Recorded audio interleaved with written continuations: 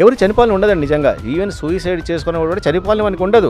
కానీ అందుకని ఆ టైంలోకిన వాడిని మనం డైవర్ట్ చేయగలిగితే ఆ స్ట్రెస్ లెవెల్స్ పెరిగినప్పుడు వీడు తట్టుకోలేనప్పుడు సూసైడ్ చేసుకోవాలనిపిస్తుంది. కానీ ఆ టైంలో loneliness is one of the biggest problem our country. ఇప్పుడు ప్రెజెంట్ కూడా ఒంటరితనం పెరుగుతుంది కదా ఇండియాలో. ఉంది.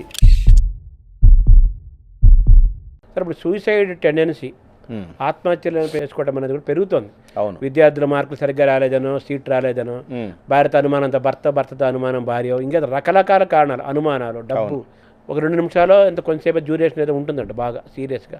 ఆ టైంలో ఎవరైనా సరిగ్గా కౌన్సిల్ చేసి లేకపోతే రీథింకింగ్ జరిగితే వాళ్ళు మళ్ళీ మామూలు అయిపోతారు అని చెప్పి అని విన్నాను. మీరు చాలా కరెక్ట్గా చెప్పారు శర్మ గారు. టు బీ హ్యామ్లెట్లో డ్రామా లాగా to be or not to be అని ఉంటుంది. ఏ మనిషి కూడా చనిపోవాలని అనుకోడు. మనం పుట్టింది బతికేదానికోసమే. ఎవరు చనిపోవాలని ఉండదండి నిజంగా. ఈవెన్ సూసైడ్ చేసుకునేవాడు కూడా చనిపోవాలని మనకు ఉండదు.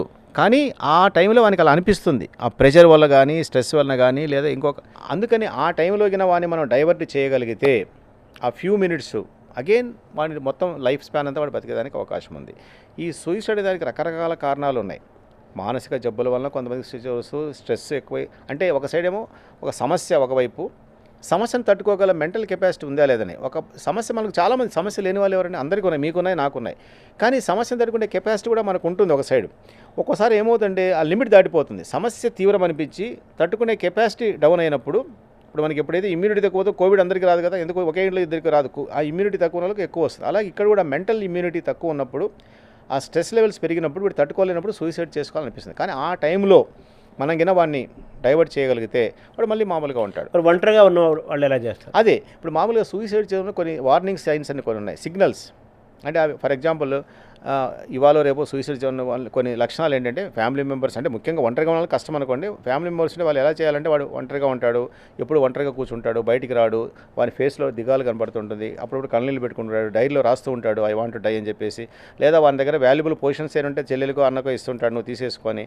ఇంకా పెద్దవాళ్ళు అయితే వీలునామా రాస్తూ ఉంటారు. మామూలుగా 70 ఏళ్ళకి వీలునామా రాశాడు, 40 ఏళ్ళకి వీలునామా రాశాడు, అవసరం లేదు.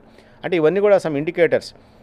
ఇలాంటివన్నీ గమనిస్తే ఎవరైనా కొన్ని విరహ గీతాలు, విషాద గీతాలు, అంటే మామూలుగా విషాద గీతాలు వినేవాళ్ళు రోజులు బయలుదేరండి. అలా ఎప్పుడు లేదంటే సడన్గా మనసుగా తింటే మనసు బ్రతికి వింటున్నాడు కూడా ఏదో ఆలోచించాలంతే. కాబట్టి ఇవన్నీ కూడా అయితే మీరంటే ఒంటరితనం అనేది ఇప్పుడు అమెరికాలో అన్నిటికంటే పెద్ద సమస్య అంటే loneliness. Loneliness is one of the biggest problem our country is also going to face in future. ఇప్పుడు ప్రెజెంట్ కూడా ఒంటరితనం పెరుగుతుంది కదా ఇండియాలో. ఉంది.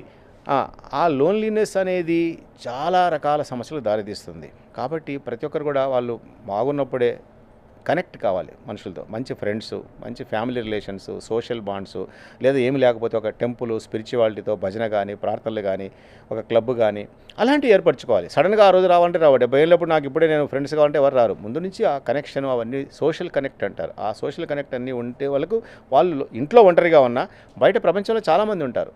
అలాంటివి వెళ్ళడము, తిరగడము, చేయడము, వాకింగ్ ఫ్రెండ్స్ కానీ, క్లబ్ ఫ్రెండ్స్ కానీ, రకరకాలుగా స్పోర్ట్స్ ఫ్రెండ్స్ కానీ, ఆ విధంగా చేసి తనకంటూ ఒక ప్యాషన్ ఏర్పరచుకోవాలి. తనకంటూ ఒకటి వృత్తి ప్రవృత్తి. మేమంతా డాక్టర్లు, కానీ నాకు ప్రవృత్తి అంటే మాట్లాడడం, రాయడం, ఇవన్నీ. అలా ప్రతి ఒక్కరికి ఒక ప్యాషన్ ఏర్పరచుకోవాలి.